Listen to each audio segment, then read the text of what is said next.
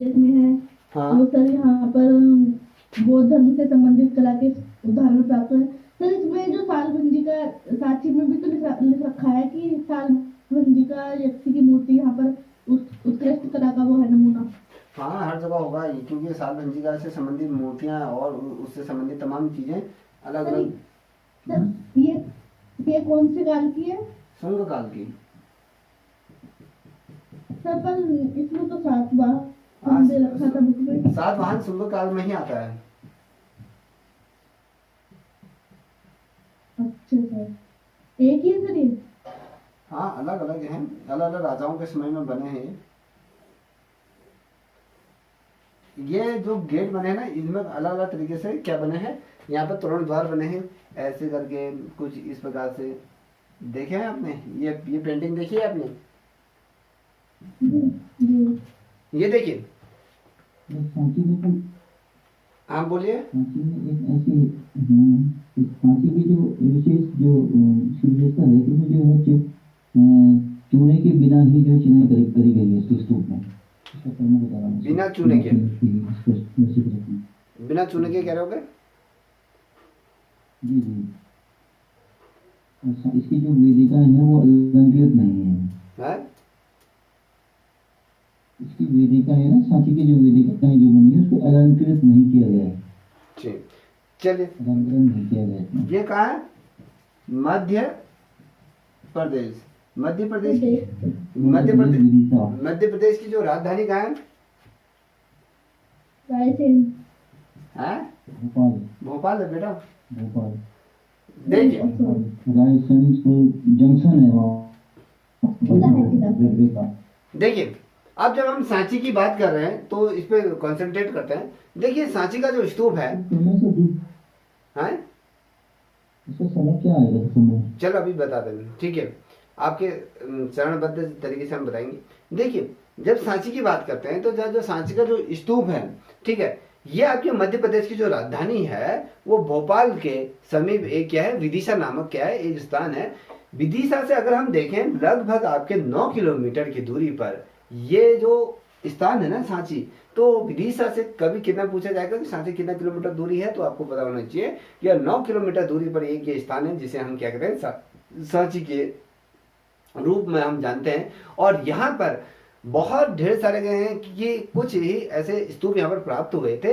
ये जो थे, अब यहाँ पर अभी पूछा था आपने कि भैया ये जो स्तूप बना था ये किसके समय में बना था? ये जो बना था शुंग काल में, शुंग कालीन, ये शुंग कालीन के समय में ये बना था। और ये अगर हम बात करें जो शुंग काल का, ये मूर्तिकला का, ठीक है, मूर्तिकला का ये क्या था,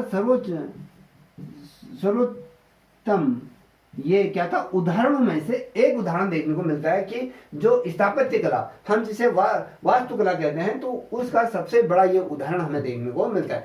यहाँ पर जो स्तूप मिले थे, और स्तूप की अगर हम संख्या बताएं तो यहाँ पर कितने स्तूप मिले थे आपको बता दूं क्रमशः। कुछ जो संख्या बताता हूँ मैं, कुछ स्तूप की जो संख्या थी, एक स्तूप मिला था आपको याद रखिए, क्रम संख्या में एक स्तूप है आपके 2, 3 और आपके 4 वह 7। यहाँ पर नोट कर लीजिए, 2, 3, 4 वह 7 ये मिले थे।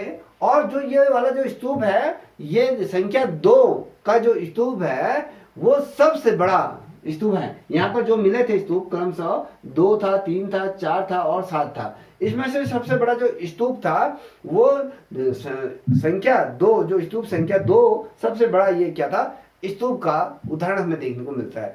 और इसमें आगे कहे ना विनाश स्तूप का निर्माण, अगर हम इसे विनाश एक आता है वर्ड आता है, वो उसके समय में अगर विनाश स्तूप के नाम से हम इसको जानते हैं, संख्या 2 वाला जो स्तूप है, तो वो ये वाला जो स्तूप का जो निर्माण किया था, ये अशोक के शासन काल में इसका क्या हुआ था, निर्माण हुआ था। आपको एक आपको पाश्चात्य संस्कृति के एक जो वो रहे विद्वान रहे हैं, पर्सी ब्राउन का नाम आपने सुना होगा, सुना है? बताइए। पर्सी ब्राउन का नाम, हाँ पर्सी ब्राउन का सुना है? अगर हम उनके अनुसार अगर हम देखें तो ये कहते हैं कि उनके आधार पर जो ये स्तूप का जो विचार आया होगा ना, जो अगर कहें तो अशोक के समय में ये तमाम चीजें बनी, और जो स्तूप का जो विकास हुआ, अगर हम विकास की अगर बात करें तो कहीं ना कहीं ये 4 चरणों में इसको पूरा किया गया है। जो ये जो स्तूप हैं इनको 4 चरणों में इसको पूरा किया गया, एक साथ इसको नहीं बनाया गया है। तो कहने का मतलब है कि इसे 4 चरणों में बनाया गया। पहला चरण, कभी क्वेश्चन पूछा जाता है कि सांची के पहले चरण का काल क्या था। प्रथम चरण, जो प्रथम चरण था उसको नोट कर लीजिए। पहला चरण जो था आपका, अगर हम पहले चरण की बात करें तो ये जो था आपके 250 ईसा पूर्व, पहला चरण आपका 250 ईसा पूर्व में इसको बनाया गया था। अब 250 ईसा पूर्व में अगर हम बात करें तो ये अशोक द्वारा इसको क्या किया गया था, बनाया गया था। और ये ईंटों से इस स्तूप का क्या किया गया था, निर्माण किया गया था, याद रखिएगा। अब दूसरा जो चरण था, दूसरे चरण की अगर बात करें तो लगभग आपके 150 वर्ष पश्चात इसको बनाया गया था, 150 वर्ष पश्चात। तो दूसरा था आपको, इसमें एक 150 वर्ष इसमें जोड़ दीजिए, उसके पश्चात क्या बना था, दूसरा चरण यहाँ पर प्रारंभ हुआ था। और दूसरा चरण जब प्रारंभ हुआ था तो इस कालखंड में, जैसे हम इस कालखंड को अगर हम देखें तो पाषाण खंडों में ये इसको ढका गया था, पाषाण मतलब पत्थरों से इसको ढका गया था। और तीसरे चरण में अगर हम बात करें तो तीसरा जो चरण था लगभग 100 ईसा पूर्व के मध्य में, अगर हम मानते हैं कि ये जो 100 ईसा पूर्व के मध्य का जो चरण रहा, तीसरा चरण, तो वहां पर इसका जो मध्य भाग था, ये वाला मध्य भाग, ये वाला जो मध्य भाग था, तो ये मध्य भाग आपके तीसरे चरण में 100 ईसा पूर्व में इसको क्या बना था, इसको बनाया गया था। और इसके जो चारों तरफ आप ये वेदिका देख पा रहे होगे ना, ये वाली जो वेदिका, तो इस टाइम पे ये आपके, उस टाइम पे ये तीसरे वाला जो चरण था, उस टाइम पे इसके जो वेदिकाएं थी उनका निर्माण हुआ था।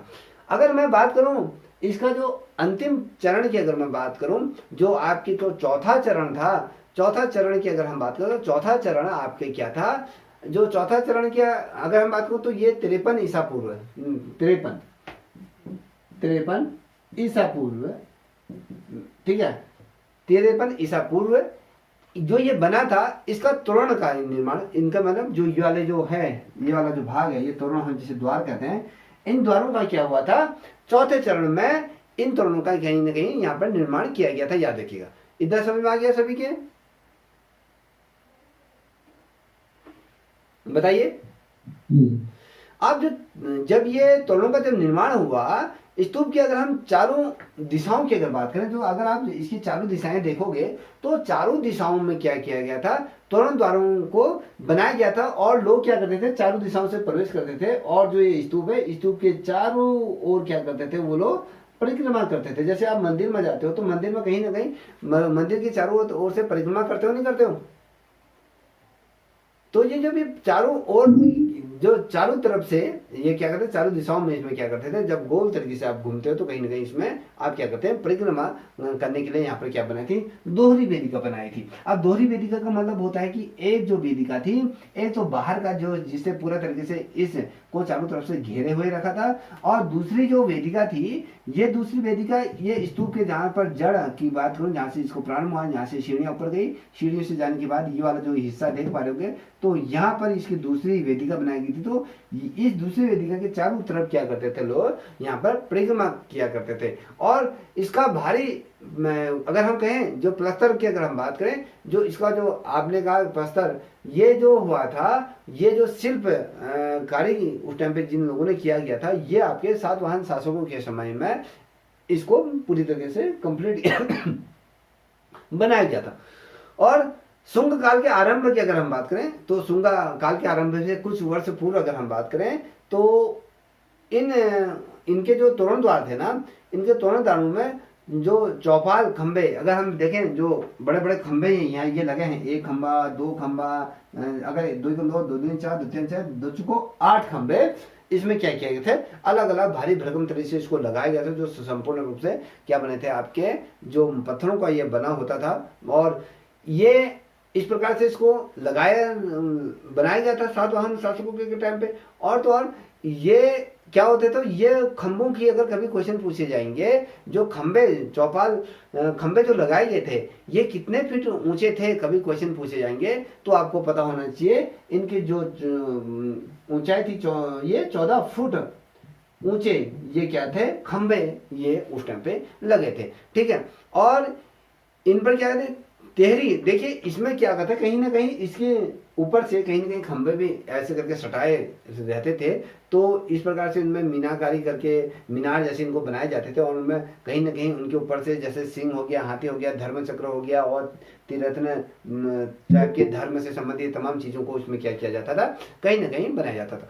और ये जो स्तूप बनाए थे कहीं ना कहीं धर्म के प्रचार प्रसार के लिए और संघ के लिए और उसके संप्रदाय के चिन्हों के लिए ये तमाम चीजें बनाई गई थी। और अगर हम सचमुच देखें तो जो तोरण है ना, तोरण की अगर ऊंचाई की अगर हम बात करें ये 34 है। याद रखिएगा, तोरण की पूरी ऊंचाई अगर हम बात करें तो तोरण की पूरी ऊंचाई जो ऊपर के जो खंभों से लेके पूरा यहाँ तक जो बना है ये आपके 34 फीट ये क्या थे, ऊंचे इनको बनाया गया था। ठीक, और इसके मध्य में क्या बना था, बहुत भव्य, ऐसा लगता था इसके मध्य में बहुत ही शानदार तरीके से ये बनाया गया है, ऐसा हमारा अनुमान लगाया जाता था। जो तोरण थे चारों तरफ इसमें क्या थे, बुद्ध के जीवन पर, याद देखिएगा जो सांची का स्तूप है उसमें अगर तोरण के चारों तरफ अगर देखोगे तो कहीं ना कहीं बुद्ध के जीवन से संबंधित उनके पूर्व जन्मों के, जैसे हम दंत कथाओं के बारे में कहते हैं, तो कहीं ना कहीं बहुत ही शानदार तरीके से उनके बड़े सुंदर तरीके से उनके जीवन पर आधारित शैलियों का क्या किया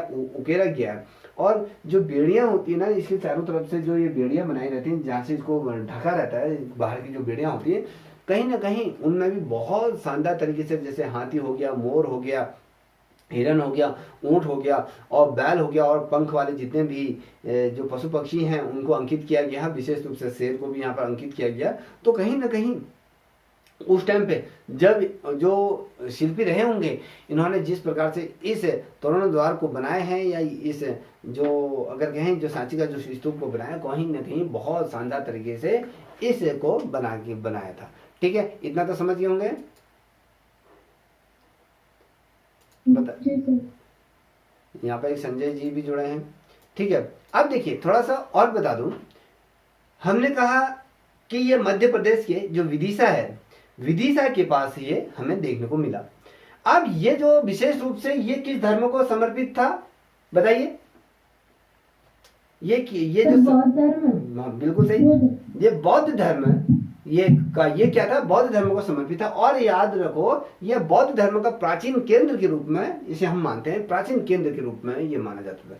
और यहाँ पर अगर हम बात करें, एक छोटी सी यहाँ पर 300 फुट ऊंची ये पहाड़ी है, यहाँ पर इसी जगह पर देखोगे तो यहाँ से आपके 300 फीट ऊंची एक क्या है आपकी यहाँ पर पहाड़ी है। यहाँ पर पहाड़ी पर क्या है, 3 स्तूपों को यहाँ पर स्थापित किया गया है। यहाँ पर 3 स्तूप यहाँ पर बने हैं, और जो आपकी ऐसा फील होता है कि जो ईसा की जो दूसरी शताब्दी और पहली शताब्दी के मध्य में इनको बनाया गया। और पहाड़ी की अगर ऊपर एकदम चोटी में जाओगे तो वहां पर आपको महास्तूप को भी देखने को मिलता है। और इसकी जो पश्चिमी ढलान है ना, अगर आप इस पहाड़ी पर जाओगे तो पश्चिमी ढलान की तरफ आप देखोगे तो वहां पर स्तूप संख्या 2 है। और साथ ही महास्तूप की अगर हम बात करें तो वो आपके पूर्वोत्तर में संख्या 3 है।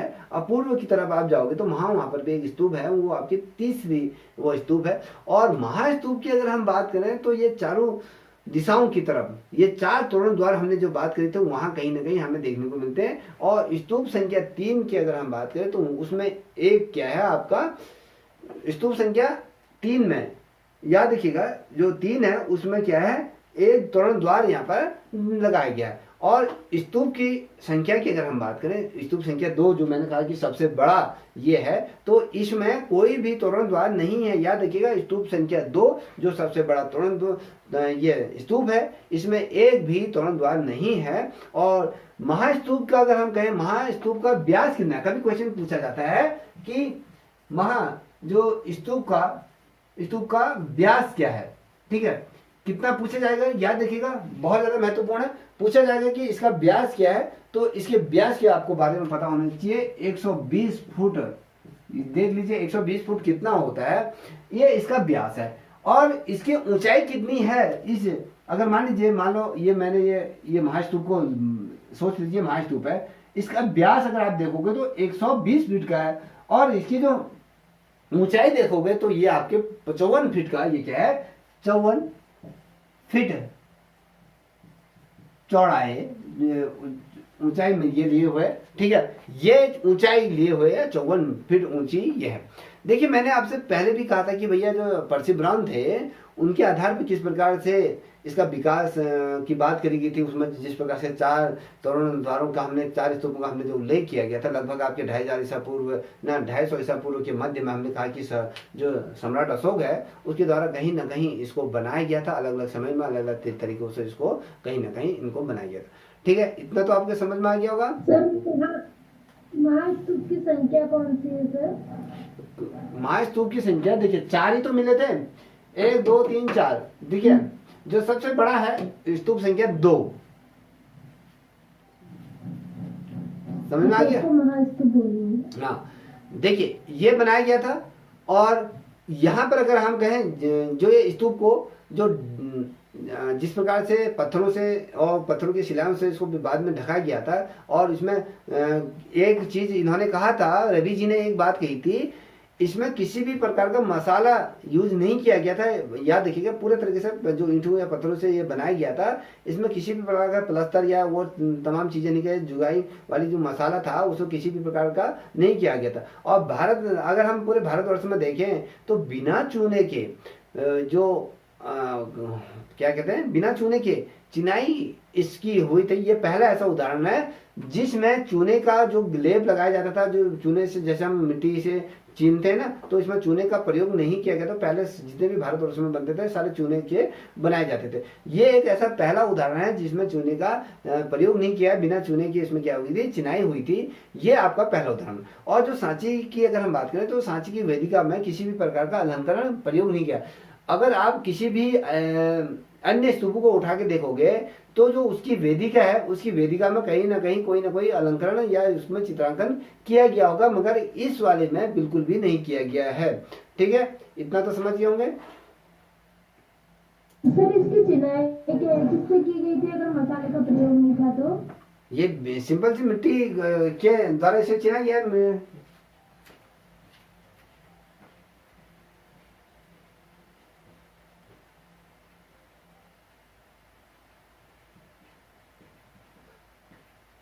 समझ में आ गया? बताइए। जी सर। कलप्रिया आ रहा है? जी सर। अब देखिए, अब हम बात करेंगे, देखिए ये तो आपने समझ गए होंगे। अब बात करेंगे कि सांची के जो स्तूप है उसके तोरण द्वारों की बात करेंगे। तोरण द्वार किसे है? देखिए तोरण द्वार किसे कहते हैं बताओ? तो जो मतलब एक वही सर दरवाजा टाइप का जाने के ऊपर जो अंदर होता है। देखिए यहाँ पर आपके पास है ये रवि जी, जी सर। दिखाइए सर। क्या दिखाना सर, तोरण द्वार? हाँ तोरण द्वार दिखाइए। जी सर।